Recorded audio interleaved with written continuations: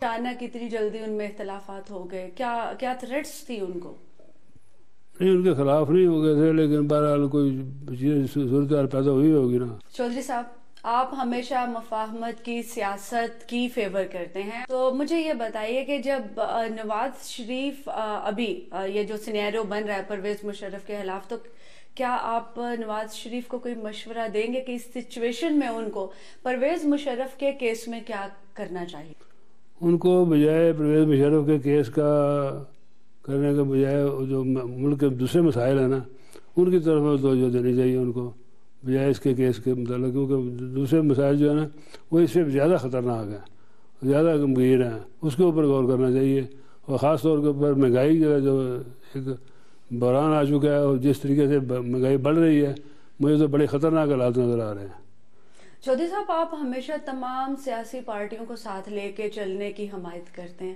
عام آدمی کی آپ نے بات کی ہے، تو عام آدمی کے مسائل کے حل کے لیے کیا آپ تمام پولیٹیکل پارٹیز کو ایک جگہ پہ اکٹھا کرنے کا سوچتے ہیں، تاکہ وہ کوئی ایسی تجویز پیش کرے کہ عام آدمی کی زندگی میں تھوڑی سی تو آسانی پیدا ہو؟ جس طرح مہنگائی کا آپ نے ذکر کیا کہ مہنگائی نے عام آدمی کا جینا جو ہے دوبر کر رکھا ہے، تو کوئی ہے آپ کے ذہن میں ایسا پلان کی اگر بات کرنا چاہیں تو یہ تو میں نے سیکھا ہی اپنے والد صاحب سے سیکھا ہے، کیونکہ وہ بھی اسی پالیسی پہ چل رہے تھے، اور لیکن وہ زمانہ اور تھا، یہ زمانہ اور جو ہو چکا ہے۔ یہاں پر ہر ایک اپنی لیڈر بنانے کی کوشش کرتا ہے، وہ نہ وہ لحاظ رہا ہے، نہ وہ قدریں نہیں ہیں، نہ وہ کوئی طور طریقہ رہا ہے۔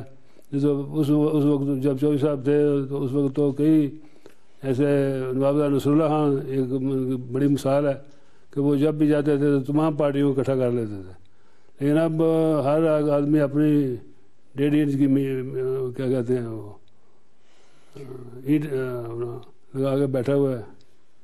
شاید یہی وجہ ہے کہ ابھی آپ نے یہ بھی بات کی پچھلے دنوں کہ جب سابق صدر پرویز مشرف کا ٹرائل کیا جائے تو صرف اس کا نہ کیا جائے، بلکہ اس وقت کے تمام لوگ جو اس میں انوالو تھے ان سب کا ٹرائل کیا جائے، اور آپ نے اپنا نام سب سے پہلے پیش کیا ہے، مطلب باقی کہیں سے کوئی آواز نہیں آئی کہ میرا نام بھی اس ٹرائل میں شامل کرو۔ تو کیا سوچ کے آپ نے اپنے آپ کو سب سے پہلے میں نے تو وہ بات کی بات ہے، میں نے تو پہلے یہ کہا تھا کہ 12 اکتوبر سے شروع کیا جائے، لیکن آج پرویز مشرف صاحب کے متعلق جو الزام لگ رہا ہے کہ یہ آپ نے آئین میں یہ چیزیں تبدیل کرنے کی کوشش کی یا کی، تو اسی جنرل کو، اسی پرویز مشرف کو جسٹس افتخار صاحب نے اجازت دی تھی کہ 3 سال تک تم جو مرضی اسلامک پروویژن کے علاوہ جو مرضی آئین میں تبدیلیاں کر لو، جتنی مرضی کر لو، تو وہ اسی جنرل کو اجازت دی گئی تھی نا۔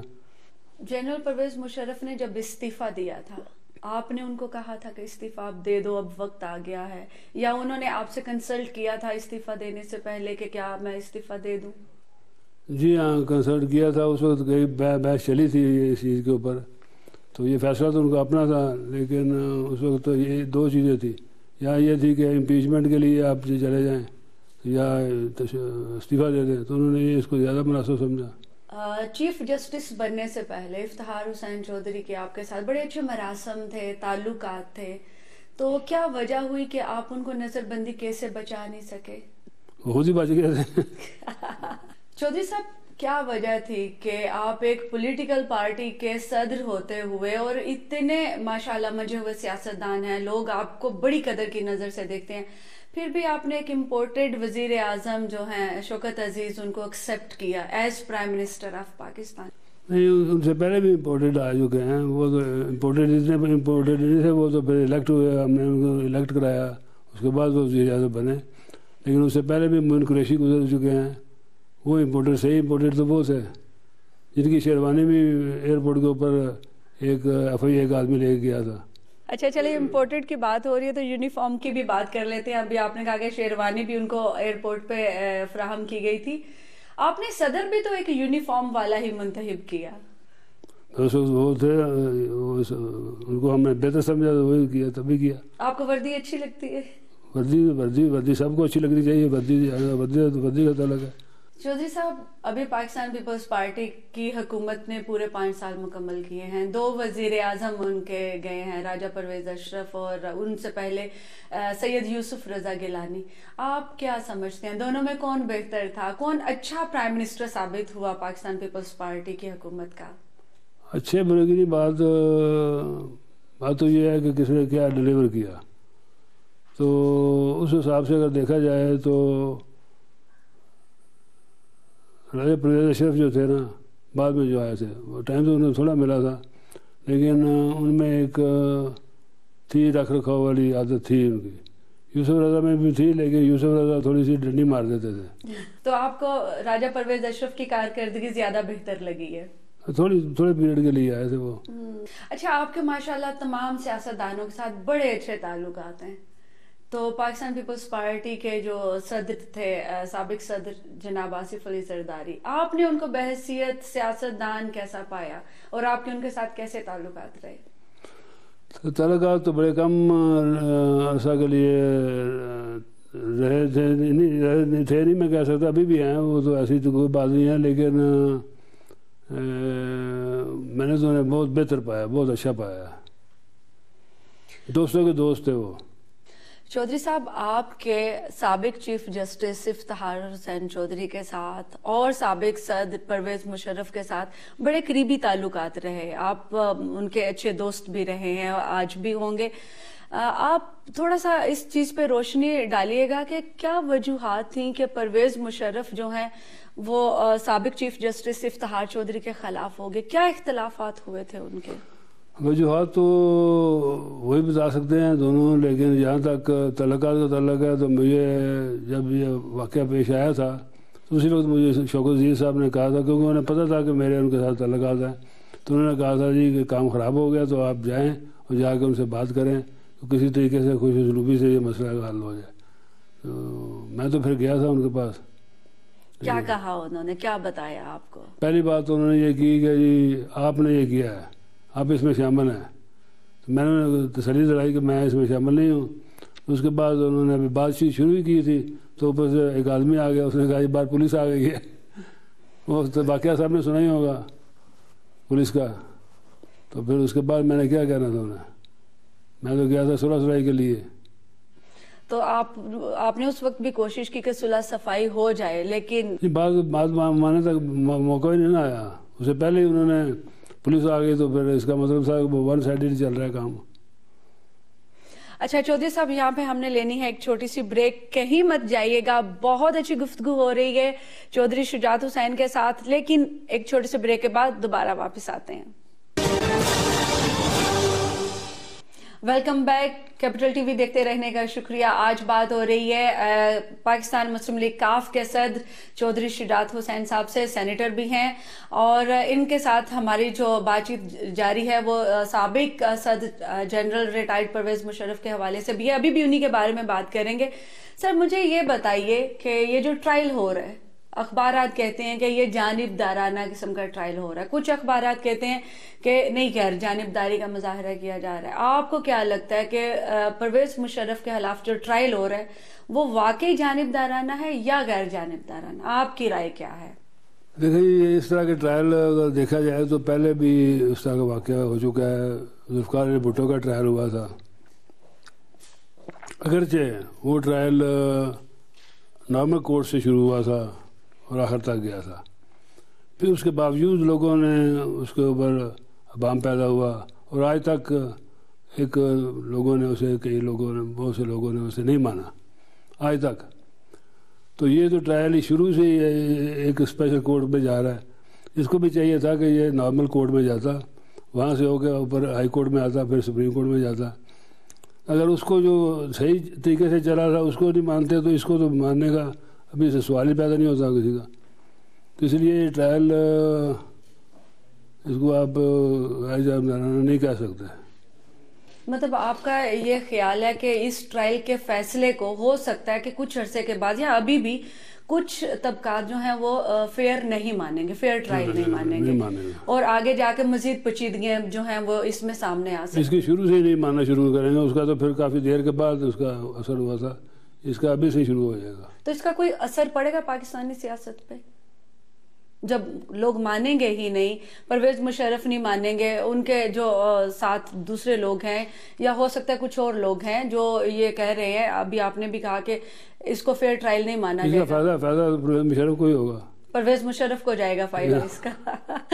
اچھا ٹھیک ہے، چلیں اب واپس آتے ہیں آرٹیکل 6 کی جانب، کیونکہ آپ نے گزشتہ دنوں سینٹ میں ایک امینڈمنٹ جو ہے آرٹیکل 6 میں اس کا ڈرافٹ بل پیش کیا ہے، اور آپ نے کہا ہے کہ اس میں آرٹیکل 6 میں ترمیم کی جائے۔ وہ تھوڑا سا مجھے بتائیے کہ اس میں آپ کیا کہنا چاہتے ہیں، کہاں ترمیم لانا چاہتے ہیں، اور آپ کے خیال میں وہ ترمیم پاس ہو سکتی ہے؟ اگر ہو سکتی ہے تو کون آپ کو سپورٹ کرے گا، کون سی پولیٹیکل پارٹیز ہوں گی؟ تو وہ تھوڑی سی اس کے اوپر آرٹیکل 6 کی جو کلاس ہے 1، 2 اور 3 جو ہے اس میں میں نے کہا تھا کہ اس میں تبدیلی لے کے آئیں، اور خاص طور کے اوپر جو لفظ استعمال کیا گیا تھا ہائی ٹریزن والا، ہائی ٹریزن کا لفظ جو استعمال کیا گیا تھا نا، یہ بھی بعد میں ہوا تھا، اوریجنل میں نہیں تھا، 73 کے بعد یہ اس کو تبدیل کیا گیا۔ تو اس سلسلے میں نے کہا تھا کہ یہ ہائی ٹریزن والا لفظ جو ہے نا اس کو ہٹا کے کچھ اور رکھ لیا جائے، کوئی اور نام دے دیا جائے۔ ہائی ٹریزن کا مطلب تو یہ ہوتا ہے کہ غداری، تو غداری جو ہے نا، جو میں نے پہلے میں آپ کو بتا چکا ہوں کہ غداری اس کے لیے ہوتی ہے جو کہ ملک کے خلاف کوئی سازش کرے، ملک کے ایجنٹ بن جائے، تو اس کو غدار کہتے ہیں۔ غدار کا لفظ بڑا ہی ایک سخت لفظ ہے۔ سر ابھی آپ نے کہا کہ غداری اس کو کہتے ہیں کہ جو ملک کے خلاف کوئی کام کرے، تو جب نہ کہ آئین بھی شکوں کو نیچے اوپر کرنے سے غداری نہیں کہی جا سکتی۔ چودھری صاحب، ابھی پچھلے دنوں سینٹ میں بھی یہ بحث چل پڑی تھی کہ حلف کی پاسداری نہ کرنے والے کو بھی غدار کہتے ہیں، اور یہ پاکستان مسلم لیگ نون کی جانب سے یہ سٹیٹمنٹ سامنے آئی تھی۔ ایک سینیٹر نے کھڑے ہو کے سینٹ میں یہ کہا تھا کہ اپنے حلف کی پاسداری نہ کرنے والا بھی غدار ہے۔ تو اس کے اوپر آپ کیا کہیں گے کہ کیا جو اپنے حلف کی پاسداری کیا پرویز مشرف نے کی تھی، نہیں کی تھی؟ اگر نہیں کی تھی تو کیا وہ واقعی غدار کہلائیں گے؟ 6 لاکھ فوج کے سپاہی ہیں، 6 لاکھ کو آپ کیا سمجھائیں گے جا کے کہ آئین کو شکری بدلی، آئین کی پاسداری نہیں کی؟ اس کو تو لفظ ملے گا غدار، میرا سپاہ سالار غدار ہے۔ یہ نہیں ملے گا کہ میں آئین کو آگے پیچھے کیا کہ نہیں کیا۔ کسی کو نہیں پتا ہوتا کہ کلاس کون سی ہے کون سی نہیں ہے۔ تانا دینے والے تو پھر اس طرح تانا دیں گے نا۔ باہر کے ملک میں اگر آپ بیٹھے ہوں تو بحث کر رہے ہوں کسی ایشو کے اوپر، تو کوئی کہے جاؤ کام کرو اپنا، آپ کا تو سپاہ سالار جو ہے آپ کا آرمی چیف غدار نکلا، تو آپ کیسی باتیں کر رہے ہیں؟ اگر وہ غدار ہے تو آپ کیا ہے؟ تو کیا جواب دے گا آدمی؟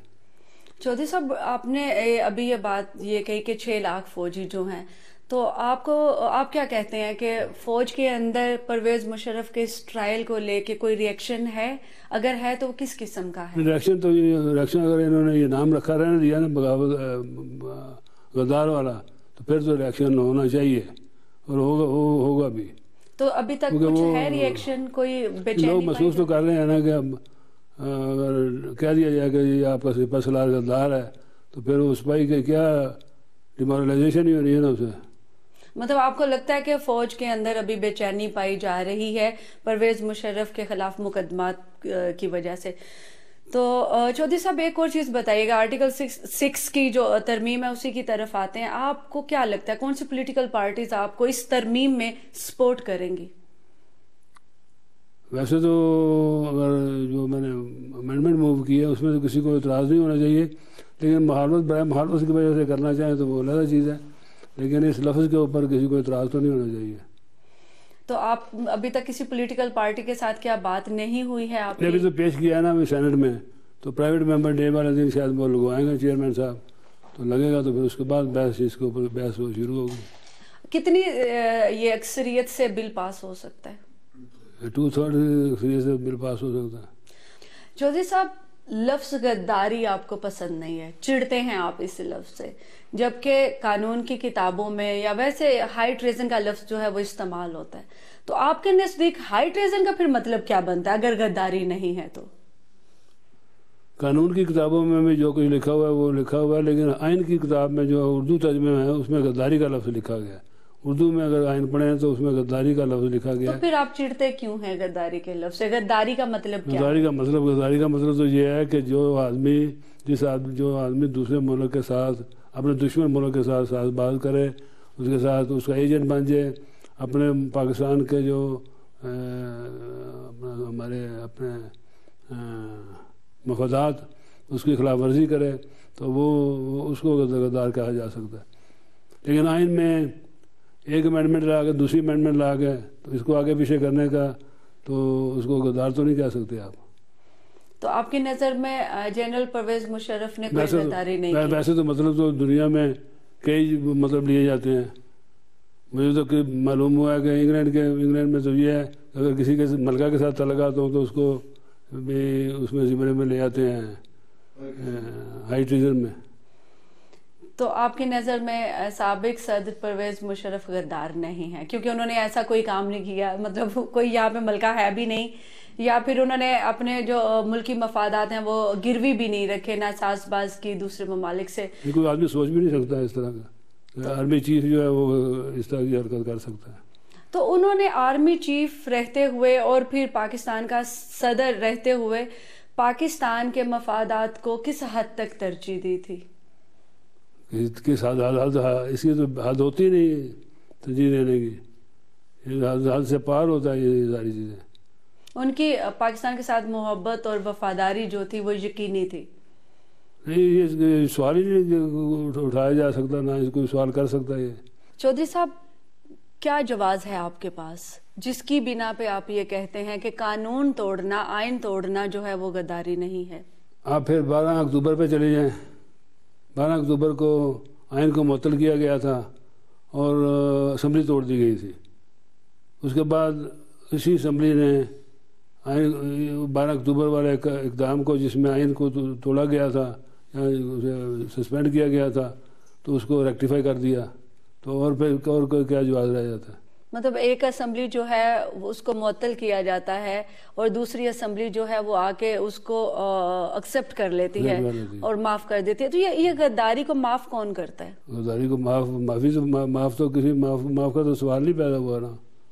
نہیں، یہ آئین شکنی کا جو ایک چلے آئین شکنی کہہ لیتے ہیں، جو آئین شکنی کا مرتکب ہوتا ہے اس کے اس فعل کو کون معاف کرتا ہے؟ پارلیمنٹ معاف کرتی ہے؟ میں نے کہا پارلیمنٹ نے 12 اکتوبر والے ایکشن کو پارلیمنٹ نے ریکٹیفائی کر دیا نا.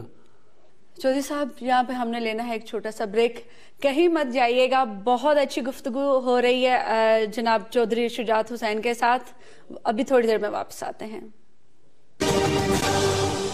Welcome back. Capital T V دیکھتے رہنے کا شکریہ. اور ہماری آج کی گفتگو میں ہمارے مہمان ہیں پاکستان مسلم لیگ کاف کے صدر جناب چودھری شجاعت حسین، اور ان کے ساتھ بہت اچھی باتیں ہو رہی ہیں. گفتگو کا سلسلہ دوبارہ سے جوڑتے ہیں، پاکستان مسلم لیگ نون کی حکومت کی پرفارمنس پر ان سے بات کرتے ہیں. چودھری صاحب، یہ جو ابھی تک حکومت کی کارکردگی ہے پاکستان مسلم لیگ نون کی، اس کے اوپر آپ کا کیا کہنا ہے؟ کیونکہ مہنگائی بھی آئی ہے، پیٹرولیم اور توانائی کا جو بھی بحران ہوا، لوڈ شیڈنگ، اور وہ سب عوام چیخو پکار کر رہے ہیں. آپ کیا کہتے ہیں کہ پاکستان مسلم لیگ نون کی حکومت کی اب تک کی کارکردگی جو ہے وہ مطمئن کر رہی ہے عوام کو؟ اب تک کی کارکردگی تو مطمئن نہیں کر رہی، لیکن بہرحال جو میں نے پہلے پرپوزل دی تھی، میں نے کہا تھا جی کہ باقی اگر طالبان کے اوپر بیٹھ سکتے ہیں سارے لیڈران، تو یہ تو اس سے بھی زیادہ خطرناک سچویشن ہے کہ جو مہنگائی کا بحران پیدا ہوا ہے اس کو کنٹرول کرنے کے لیے سارے مل بیٹھ کے کوئی طریقہ کار نکالیں، اس کے اوپر قابو پائیں. کیونکہ اس کے اوپر قابو نہ پایا گیا تو میں یہ کہتا ہوں یہ بجلی سب لوگ بھول جائیں گے. لوگوں نے اپنے میٹر کٹوا دینے ہیں، بجلی کا بحران بھی اس طریقے سے ختم ہو جائے گا. لیکن مہنگائی والا جو سلسلہ ہے اس کو ختم کرنے کے لیے کوشش کی جائے تو ساری اپنی توانائی اس کے اوپر لگا دیں. اس کے اوپر چودھری صاحب آپ نے پچھلے دنوں کچھ فرمایا بھی تھا کہ آپ تمام پولیٹیکل پارٹیز کو اور حکومت کو ملا کے کوئی کانفرنس بھی کرنا چاہ رہے ہیں جس کے اوپر آپ صرف مہنگائی کے اوپر بات چیت کریں گے تمام پارٹیز کے ساتھ. یہ میں نے کہا تھا تمام اکنامک ایشوز ہیں اس کے اوپر بیٹھ کے تو بات کی جائے، سارے لیڈر بیٹھے. مستقبل قریب میں دیکھتے ہیں آپ پاکستان مسلم لیگ کاف اور نون کا الحاق ہو جاتا ہے، کوئی آثار نظر آتے ہیں آپ کو، یا اگر وہ کہتے ہیں تو آپ کر لیتے ہیں؟ اب تو پارٹیاں اپنی اپنی بن چکی ہیں، اس میں لاکھ والا تو کوئی الیکشن تو نہیں آ رہے کوئی لاکھ ہونا ہے، لیکن نیشنل ایشوز کے اوپر تو بیٹھنا کوئی گناہ نہیں ہے. مطلب آپ ان کے ساتھ چل سکتے ہیں لیکن الحاق کا بھی ایسا کوئی ارادہ نہیں ہے آپ کا؟ نہیں، وہ ابھی وہ جیتے ہوئے ہیں، ابھی وہ بڑے اوپر اڑان ہے ان کی.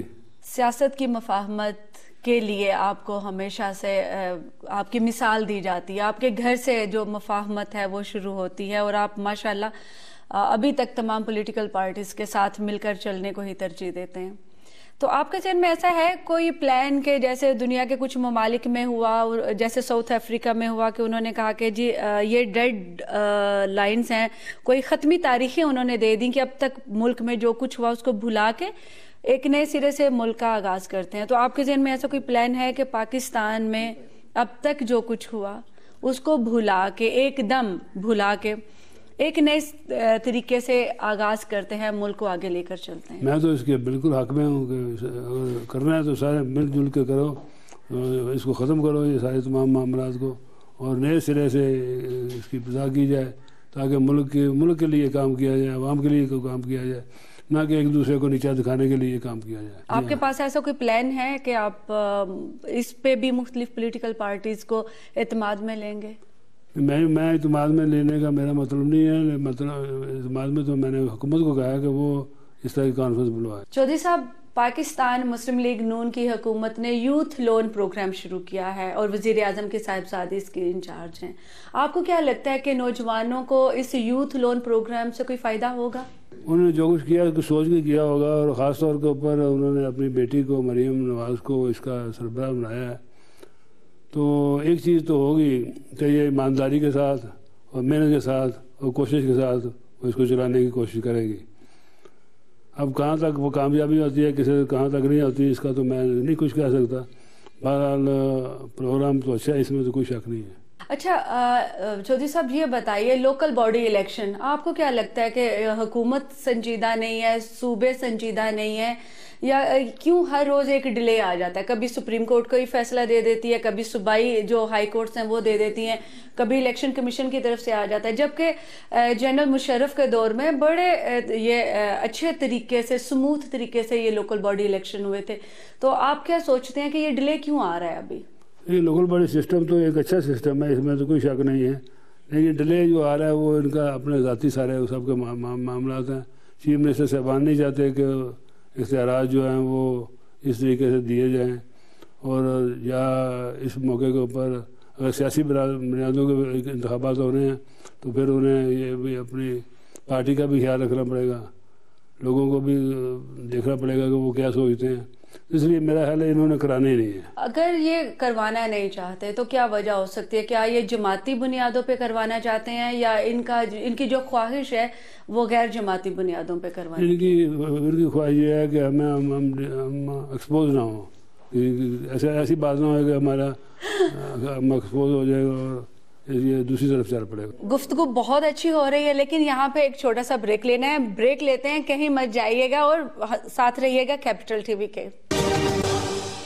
Welcome back. چودھری صاحب آج ہمارے ساتھ ہیں اور ابھی ان سے بات چیت کریں گے ملک میں دہشت گردی اور فرقہ وارانہ واقعات کے اوپر، اور اس کے علاوہ جو فورن انویسٹمنٹ پاکستان میں آنا شروع ہوئی ہے یا نہیں ہوئی اس کے اوپر بھی ان سے پوچھیں گے. چودھری صاحب، پاکستان میں فرقہ وارانہ فسادات جو ہیں وہ بڑھتے جا رہے ہیں. دہشت گردی کے واقعات تو پہلے سے جاری تھے، ابھی بھی یہ فرقہ وارانہ فسادات جو ہیں یہ دہشت گردی کے واقعات ہی ہیں. اس کے اوپر آپ کیا کہیں گے کہ موجودہ حکومت جو ہے وہ ایسی کیا تجاویز لائے یا اقدامات کرے کہ دہشت گردی کے اوپر قابو پایا جا سکے؟ یہ کوئی اتنا آسان جواب بھی نہیں ہے، اور ہے بھی کافی لمبا. اگر اس پہ جواب دیا جائے کہ دہشت گردی کیسے پیدا ہوئی، کیوں پیدا ہوئی، کس نے پیدا کی، کیوں، اس کا کیا جواب ہے، تو یہ لمبی بات ہو جائے گی. لیکن جہاں تک آپ نے فرقہ واریت کی بات کی ہے تو فرقہ واریت کا یہ جو ایک بیماری ہے ایک ہمارے ملک میں آئی ہوئی، یہ کافی دیر سے چل رہی ہے یہ، لیکن ان دنوں میں زیادہ ہو گئی ہے، اس کی زیادہ آگے بڑھ رہی ہے، جو نہایت ہی خطرناک ہے. اور خاص طور کے اوپر یہ ایک مذاہب میں جو آپس میں ہو رہا ہے، شیعہ ہے یا سنی ہے، تو یہ ملک کے لیے خطرناک ثابت ہو سکتے ہیں. لیکن جہاں تک آپ نے انویسٹمنٹ کی بات کی ہے تو انویسٹمنٹ کے ساتھ بھی ان کے ساتھ تعلق ہے، فارن انویسٹمنٹ کا۔ فارن انویسٹمنٹ تب ملک کے اندر آتی ہے جتنی دیر تک ملک کے حالات درست ہوں، ملک میں لا اینڈ آرڈر کی سچویشن ٹھیک ہو تو فارن انویسٹمنٹ آتی ہے۔ تو اس لیے میرا خیال ہے یہ ان دونوں چیزوں میں ابھی کافی وقت لگے گا چیزوں کو ٹھیک کرتے کرتے۔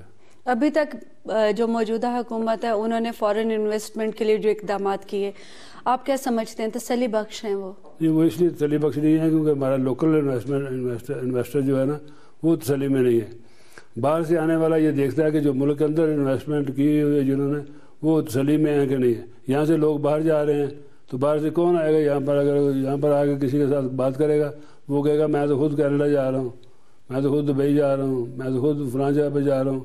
تو کیسے انویسٹر آئے گا باہر سے؟ انویسٹر تو تب آئے گا اگر ہمارے ملک کے اندر والا جو انویسٹر ہے، انویسٹمنٹ والا ہے نا، وہ سیٹسفائیڈ ہو۔ ابھی مولانا سمیع الحق کو یہ ٹاسک دیا ہے موجودہ حکومت نے کہ طالبان کے ساتھ مذاکرات کریں اور ان کو پیس ڈائلاگ میں لے کے آئیں۔ آپ کیا سمجھتے ہیں کہ اس سے واقعی مدد ملے گی یا مولانا سمیع الحق جو ہیں وہ طالبان کے ساتھ یا ان کو مذاکرات کے لیے ٹیبل پر لانے میں کامیاب ہو جائیں گے؟ پہلا سوال تو یہ ہے کہ کون سے طالبان کے ساتھ بات کرنی ہے، کون سے ایسے طالبان ہیں جن کے ساتھ بات کی جائے؟ 30-35 گروپ بنے ہوئے ہیں، یا تو وہ گروپ کٹھے ہوں، جو کہ سنا تھا کہ کٹھے ہو کچھ کافی کٹھے ہوئے ہیں تو ان کے ساتھ بات چیت کا سلسلہ شروع کرنے لگے تھے۔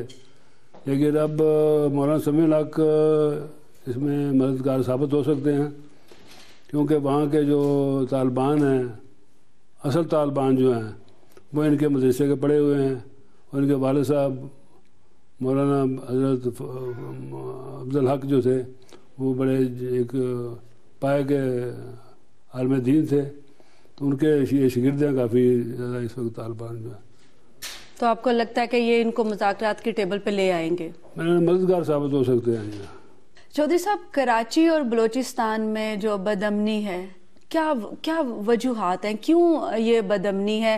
کراچی کے حالات جو ہیں وہ سٹیبل ہونے نہیں آتے، اور بلوچستان جو ہے وہاں پہ کبھی بھی یہ سکون نہیں تھا، وہ علیحدہ ایک احساس کمتری کا شکار صوبہ ہے، جبکہ جو کراچی ہے وہاں پہ حکومت کوششیں بھی کر رہی ہے، لیکن کیا وجہ ہے کہ ابھی تک بلوچستان اور کراچی کے حالات جو ہیں سازگار نہیں ہو سکے؟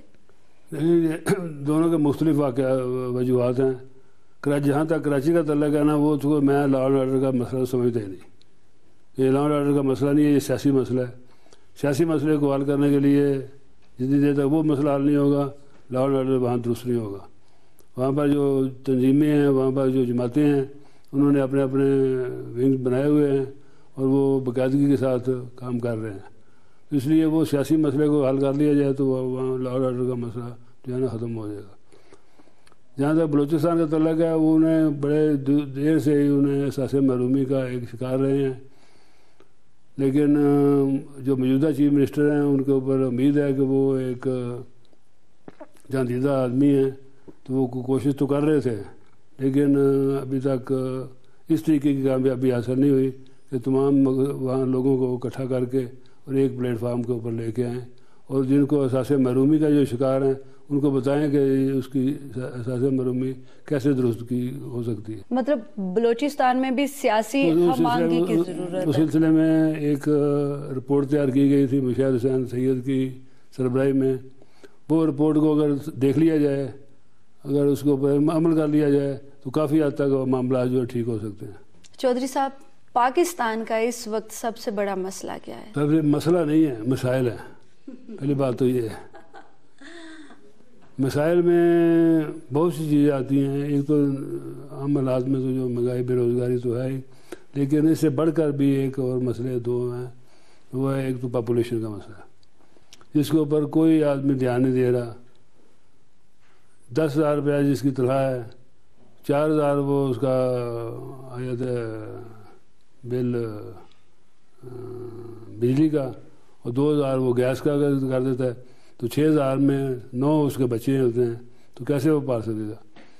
اس لیے مہنگائی جو پاپولیشن کا مسئلہ یہ بڑا تیزی سے بڑھ رہا ہے۔ دوسرا مسئلہ ہمارا تعلیم کا ہے۔